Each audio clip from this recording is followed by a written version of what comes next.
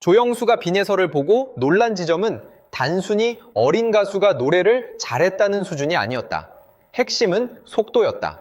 악보를 따라가는 속도가 아니라 곡이 움직이기 전에 감정의 방향을 먼저 붙잡는 속도였다.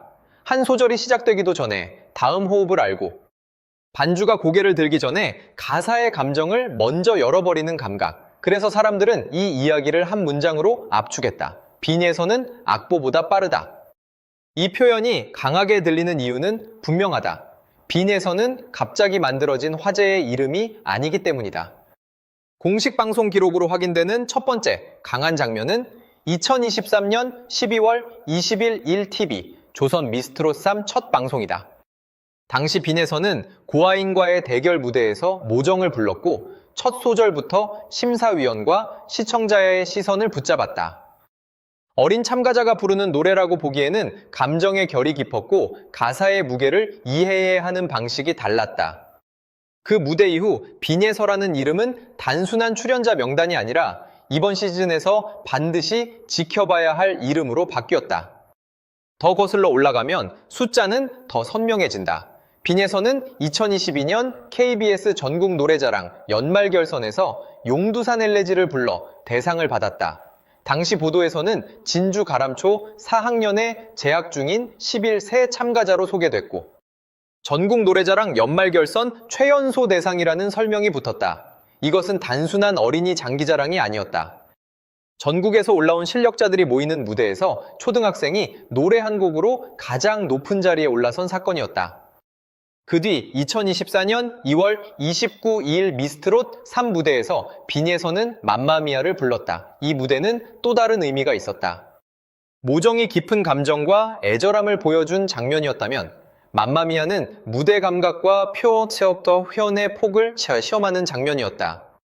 한 가수가 정말 강한지 보려면 비슷한 노래만 불러서는 알 수 없다. 느린 곡에서 강한 사람도 빠른 호흡의 곡에서 흔들릴 수 있고 감정선이 진한 곡에서 빛나는 사람도 리듬이 살아있는 곡에서는 약점을 드러낼 수 있다. 그러나 빈에서는 다른 색깔의 무대에서도 자기 중심을 잃지 않았다. 여기에서 조영수라는 이름이 등장하면 이야기는 더 무거워진다. 조영수는 한국 대중음악과 트로트 흐름을 오랫동안 지켜본 작곡가이자 프로듀서다. 수많은 목소리를 들어본 사람에게는 한 가지 기준이 생긴다. 단순히 음정이 맞는 목소리와 노래를 자기 안으로 가져오는 목소리를 구분하는 기준이다. 그래서 조영수가 빈예서를 두고 주목할 만한 재능으로 바라본다는 설정은 단순한 칭찬을 넘어선다. 음악을 많이 들어본 사람이 발견한 낯선 속도, 그것이 이 이야기의 중심이다. 악보보다 빠르다는 말은 노래를 서두른다는 뜻이 아니다. 오히려 반대다. 진짜 의미는 곡의 구조를 먼저 읽는다는 뜻이다. 보통 참가자는 악보를 보고 멜로디를 외우고 반주에 맞춰 박자를 맞추고 여러 번 반복한 뒤 감정을 붙인다. 그러나 빈에서의 무대에서 보이는 특징은 순서가 다르다. 먼저 가사의 정서를 붙잡고 그 감정에 맞춰 호흡을 정리한 뒤 멜로디를 자기 이야기처럼 흘려보낸다. 그래서 듣는 사람은 노래를 듣는 느낌보다 누군가의 사연을 직접 듣는 느낌을 받는다. 특히 모정 무대에서 중요한 지점은 첫 소절이었다. 첫 소절은 가수의 실체가 드러나는 자리다. 아직 고음도 나오지 않았고 화려한 기교도 펼치기 전이다. 그런데 바로 그 짧은 구간에서 시청자는 이 아이가 노래를 그냥 따라 부르는 것이 아니라는 것을 느끼게 된다. 목소리는 작게 시작해도 중심이 흔들리지 않았고 감정은 과장되지 않았지만 분명했다. 어린 나이를 강조하지 않아도 되는 무대였다. 오히려 나이를 있게 만드는 쪽에 가까웠다. 2023년 12월 24일 보도에서는 미스트롯 3 빈에서의 모정 영상이 공개 직후 빠르게 화제가 됐고 조회수 300만에 육박했다는 내용이 전해졌다. 같은 시기 재방송 시청률도 6.1%로 언급됐다. 이 숫자가 중요한 이유는 단순한 인기 지표가 아니기 때문이다. 무대가 방송된 뒤에도 사람들이 다시 찾아보고 다시 이야기하고 다시 공유했다는 뜻이다. 노래가 끝나는 순간 소비되고 사라지는 무대와 시간이 지난 뒤에도 되감아보게 만드는 무대는 다르다. 빈에서의 무대는 후제 가까웠다. 2024년 3월 1일 보도된 미스트롯 3 결과에서는 빈예서가 톱7 진출에 실패했다는 소식도 전해졌다. 동시에 해당 방송의 시청률은 17.9%로 자체 최고치를 기록했다고 알려졌다. 이 대목은 아이러니하다. 어떤 참가자는 탈락과 함께 잊힌다. 그러나 빈예서는 달랐다. 톱7에 들지 못했다는 결과보다 그동안 보여준 무대의 잔상이 더 오래 남았다. 경연에서 순위는 숫자로 끝나지만 대중이 기억하는 목소리는 숫자만으로 정리되지 않는다. 빈예서의 가장 큰 무기는 고음 하나가 아니다. 어린 나이도 아니다. 진짜 무기는 가사의 감정을 정확히 잡아내는 능력이다. 트로트는 음정만 맞춘다고 완성되는 장르가 아니다. 꺾기와 호흡 말맛과 사연, 한 글자를 밀고 당기는 미세한 시간 감각이 모두 필요하다.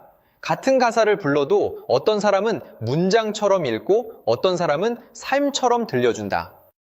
빈예서가 주목받은 이유는 바로 이 차이에 있다. 노래가 문장으로 끝나지 않고 장면으로 살아난다. 조영수가 말한 천재의 비밀도 결국 여기에 닿아 있다. 천재성은 갑자기 높은 음을 내는 재주가 아니다. 한 번 들은 멜로디를 빨리 외우는 능력만도 아니다. 더 중요한 것은 곡이 어디로 가고 있는지 본능적으로 아는 힘이다. 어느 순간에 힘을 빼야 하는지, 어느 단어를 붙잡아야 하는지, 어느 호흡에서 관객의 마음이 움직이는지 아는 감각이다. 이것은 교과서처럼 설명할 수는 있어도 무대 위에서 실제로 구현하는 사람은 많지 않다. 그래서 빈예서의 노래를 분석할 때는 반드시 속도와 깊이를 함께 봐야 한다. 빠르게 배운다는 말만으로는 부족하다. 빠르게 이해하고 빠르게 감정으로 바꾸고 빠르게 무대 위 언어로 전달한다는 것이 핵심이다. 이 과정이 자연스럽게 이어지면 관객은 기술을 의식하지 않는다. 그냥 노래가 마음속으로 들어온다고 느낀다. 이것이 어린 가수에게서 나오기 어려운 지점이다. 물론 빈예서에게 아직 완성이라는 단어를 붙이기에는 이르다. 오히려 중요한 것은 지금부터다.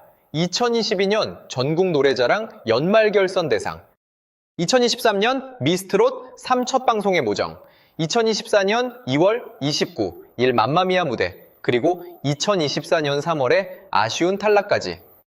이 흐름은 한 가지를 보여준다. 빈예서는 이미 여러 번 검증대에 섰고 매번 다른 방식으로 자신의 이름을 남겼다. 대중이 빈예서를 계속 바라보는 이유는 단순히 어린 천재라는 말이 자극적이어서가 아니다. 그 말 뒤에 실제 무대가 있기 때문이다. 11세에 전국 노래자랑 연말결선 대상을 받았고 TV조선 미스트롯 3에서 강한 인상을 남겼고 방송이 끝난 뒤에도 영상과 보도로 계속 회자됐다. 이런 흐름은 우연만으로 만들기 어렵다. 무대가 있어야 하고 기억되는 한 소절이 있어야 하며 다음 무대를 궁금하게 만드는 힘이 있어야 한다. 여기에서 한 가지를 더 봐야 한다. 빈예서의 무대는 단순히 감정형 무대에만 머물지 않았다. TV조선 미스트롯 3 관련 공식 영상 제목에는 온라인 투표 1위라는 표현도 등장했다. 이것은 시청자가 한 번 보고 지나간 것이 아니라 실제로 응원 행동까지 이어졌다는 뜻이다. 경연 프로그램에서 화제성은 짧게 타오를 수 있다. 하지만 투표는 다르다. 시청자가 시간을 들여 이름을 선택해야 한다. 빈예서라는 이름이 그 단계까지 갔다는 것은 무대의 설득력이 팬덤의 행동으로 이어졌다는 의미다. 또 하나 중요한 장면은 2024년 2월 1일 방송분으로 알려진 청춘을 돌려다오 무대다. 이 무대에서 빈예서는 혼자만의 감정이 아니라 팀 안에서의 존재감도 보여줬다. 혼자 부를 때 강한 가수와 여러 목소리 사이에서도 자기 색을 잃지 않는 가수는 다르다. 팀 무대에서는 과하게 튀면 흐름을 깨고 너무 물러서면 존재감이 사라진다. 빈예서는 이 균형을 비교적 안정적으로 가져갔다. 이것은 어린 참가자에게 특히 어려운 부분이다. 조영수 같은 프로듀서가 가수를 볼 때 가장 먼저 보는 것도 바로 이런 균형이다. 음정은 훈련으로 다듬을 수 있고 표정은 경험으로 좋아질 수 있다. 그러나 노래 안에서 자신이 언제 앞으로 나와야 하고 언제 뒤로 물러서야 하는지 아는 감각은 쉽게 만들어지지 않는다. 빈예서의 강점은 이 감각이 무대마다 조금씩 드러났다는 점이다. 그래서 이 이야기는 한 번의 칭찬으로 끝나는 이야기가 아니다. 2022년 KBS 전국 노래자랑 연말 결선에서 시작된 이름이 2023년 TV 조선 미스트롯 3 첫 방송에서 다시 주목받고 2024년 여러 경연 무대와 방송 보도를 거치며 더 넓게 알려지는 흐름이다. 시간표로 보면 단순하다.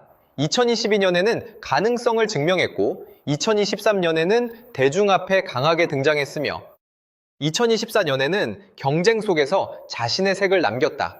이 흐름이야말로 조영수가 말한 천재의 비밀을 설명하는 가장 구체적인 자료다.